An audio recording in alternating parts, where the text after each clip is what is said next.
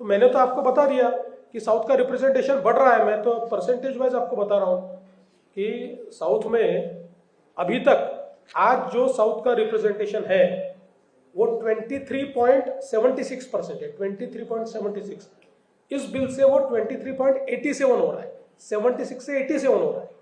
इसलिए सबको पता है ये महिला विरोधी है, इसलिए ये लोग इस प्रकार से काम करते हैं। सेशन के बाइबिल से भी काफी सवाल पूछे गए, क्योंकि काफी सारे क्रूशियल स्टेट्स में इलेक्शन होने वाले हैं। जो एड्रेस प्राइम मिनिस्टर ने किया उसकी वजह से भी आचार संहिता का भंग हो रहा है, ऐसे भी कुछ पत्र लिखे गए। देखिए, आप आज करिए सेशन या कल करिए, इनके जो खाने के दांत है और दिखाने के दांत अलग है। ये दिखावा करते हैं, सिर्फ कल भी करते तब भी ये होता, आज भी करते तब भी ये होता। आपको पता है कि सेशन चल ही रहा है, यानी कोई नए सिरे से ऐसा कोई विषय नहीं है और इसकी अनाउंसमेंट भी बहुत पहले हुई। उल्टा मुझे आप बताइए कि किसी भी पॉलिटिकल पार्टी के लिए 2/3 मेजॉरिटी न होते हुए भी ऐसा बिल लाना चुनाव के समय कितने बड़े रिस्क है। लेकिन मोदी जी उसका विचार नहीं करते। मोदी जी ने जो तय किया महिलाओं को न्याय देना, उस हिसाब से वो पॉलिटिकल उसके क्या रेमिफिकेशन होंगे इसकी कभी चर्चा नहीं करते। देखिए, जो 17 अप्रैल को घटा है इस देश के लोकतंत्र का काला दिन है। हमारे देश में महिलाओं के अधिकारों की लड़ाई 200-300 सालों से चली। बहुत बड़े पैमाने पर हमारे यहाँ पर जो समाज सुधारक थे उन्होंने सुधार लाए और सबसे आवश्यक ये था कि देश की लोकसभा में और विधानसभा में महिलाओं की सहभागिता को बढ़ाना, उसके लिए बिल लाया गया था। 2023 में सबने इसको समर्थन दिया और 2023 में इसको मान्यता मिली। उस समय यह तय हुआ था कि इस बिल को लागू करने के लिए सेंसस और डिलिमिटेशन किया जाएगा। उस हिसाब से चूंकि सेंसस ये कोविड के कारण 2026 में शुरू हुआ, तो सरकार ने अभी बिल लाया महिला आरक्षण लागू करना, उसके लिए डिलिमिटेशन करना, और चूंकि ये सेंसस 29 तक इस सेंसस के आधार पर नहीं कर पाएंगे तो 2011 के सेंसस के हिसाब से इसको पूरा करना। मुझे ऐसा लगता है कि जिस प्रकार से 2023 का संविधान संशोधन था उसी के अनुरूप ये कार्रवाई की गई थी।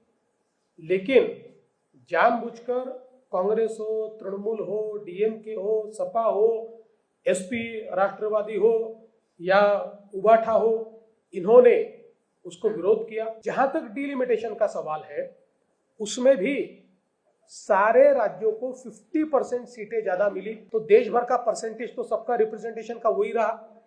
और ये भी लाने का कारण ऐसा है कि 1971 में हमने हमारी संख्या 543 पर फ्रीज की थी, तब हमारी जनसंख्या ये 45 करोड़ थी, 45 करोड़। अब हम 140 करोड़ है। 45 करोड़ के लिए भी 543 सीटें और 140 करोड़ के लिए भी 543 सीटें। इससे पीपल्स रिप्रेजेंटेशन एक्ट के तहत लोगों को संविधान ने जो अधिकार दिया है उस अधिकार का हनन हो रहा था। लेकिन नॉर्मल अगर पद्धति से डिलिमिटेशन होता तो साउथ के ऊपर जिन्होंने पॉपुलेशन कंट्रोल रखा उनके ऊपर अन्याय होता। अब आप देखिए, साउथ को भी इसमें फायदा था। उनकी जो जगह है आज उनका रिप्रेजेंटेशन 23.76% है, उससे बढ़कर वो 23.87% हो रहा था। किसी पर भी अन्याय नहीं हो रहा था। और 2029 में हम इसको लागू कर देते तो महिलाओं का रिप्रेजेंटेशन आ जाता। साथ में एससी एसटी को भी इसके कारण ज्यादा सीटें मिलती। एससी एसटी महिलाओं को भी बड़े पैमाने पर रिप्रेजेंटेशन मिलता। पर ये विरोधी पार्टियां बोलती कुछ है, करती कुछ है। एक चेहरे पे कई चेहरे लगा लेते हैं लोग। इस प्रकार से राहुल गांधी है, इस प्रकार से ये सारे नेता है, अपने चेहरे पर कई चेहरे इन्होंने लगाए हुए।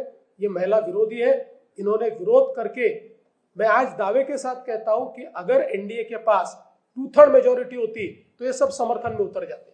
उनको ये पता था। 2023 में भी उन्होंने समर्थन क्यों दिया? क्योंकि तब एनडीए के पास ही 2/3 मेजोरिटी थी, इसलिए उस समय समर्थन दिया। और वही विधेयक कोई उल्टा वो जल्दी लागू हो इसलिए वो संविधान संशोधन अभी आया तो उसको विरोध किया, ये महिला विरोधी है। हम लोग पूरे देश में और महाराष्ट्र में इसके खिलाफ अलग जगाएंगे, महिलाओं तक जाएंगे, महिलाओं का इतना बड़ा ज्वार खड़ा करेंगे, इतनी बड़ी लहर खड़ी करेंगे कि इनको आने वाले दिनों में अपनी भूमिका बदलनी पड़ेगी और इस बिल को समर्थन देना पड़ेगा। 2023 में संविधान संशोधन हुआ, तब आपने इसको मान्यता दी थी, तब आप क्यों नहीं बोले? दूसरा, 2002 में जो संविधान संशोधन हुआ है उसने भारत सरकार पर संवैधानिक जिम्मेदारी डाली है कि 2029 का चुनाव परिसीमन के साथ हो। उस समय आप क्यों नहीं बोले? आपने पूर्ण रूप से उसको समर्थन दिया, इसलिए अब ये बातें कोई मायने नहीं रखती। आज आपको ये ध्यान में आया कि अगर ये बिल मंजूर हो गया तो महिला आरक्षण हम किसी प्रकार से रोक नहीं सकते। अगर ये बिल मंजूर हो गया तो हमने आज तक जितने हथकंडे अपनाए महिला आरक्षण रोकने के, वो सारे हथकंडे अब नहीं चलने वाले, इसलिए उन्होंने इसका विरोध किया। मैं ऐसा मानता हूं, आप सोए हुए को जगा सकते हो, सोने का ढोंग करने वाले को जगा नहीं सकते। राहुल गांधी, प्रियंका गांधी, कांग्रेस सोने का ढोंग कर रहे हैं, इनको सब पता है। जिस तरीके से आपकी सरकार महिलाओं के लिए काम कर रही है, 543 लोकसभा की सीटें हैं, तो मैं महाराष्ट्र की बात करूं तो 288 सीटें हैं। क्या हम बिना आरक्षण लाए महिलाओं को भी उतनी सीटों में भागीदारी दे सकते हैं? 250 लोकसभा का 288 विधानसभा है, तो उसमें भागीदारी क्या हम दे सकते हैं? ऐसा कुछ हो सकता है या फिर हमें बिल लाना ही जरूरी है? बहन जी, अगर ये हो जाता तो बिल क्यों लाया जाता? आज तक अगर ये होता तो बिल क्यों लाया जाता? आप देखिए, SC ST को हमने रिजर्वेशन दिया। आप किसी भी नेता को पूछिए, किसी भी दल को पूछिए, तो यही कहेगा कि SC ST का जो उनको एक प्रकार से भागीदारी मिलनी चाहिए। लेकिन अगर बिना आरक्षण के वो भागीदारी मिली क्या? नहीं मिली, क्योंकि अल्टीमेटली आपको जब तक आप सत्य एक्सेप्ट नहीं करते, ट्रूथ एक्सेप्ट नहीं करते, तो केवल भाषण होते हैं। ट्रूथ एक्सेप्ट करना है तो आपको कानून बनाना पड़ेगा और महिलाओं को भागीदारी देनी पड़ेगी। ये जनता मुक्ति कैसे होगी? क्या एनडीए पूरे राज्य में विपक्षी शासकों के चुनाव एक क्षेत्र है, वहां पर आंदोलन करेगी महिलाएं? देखिए, हमने ये तय किया है।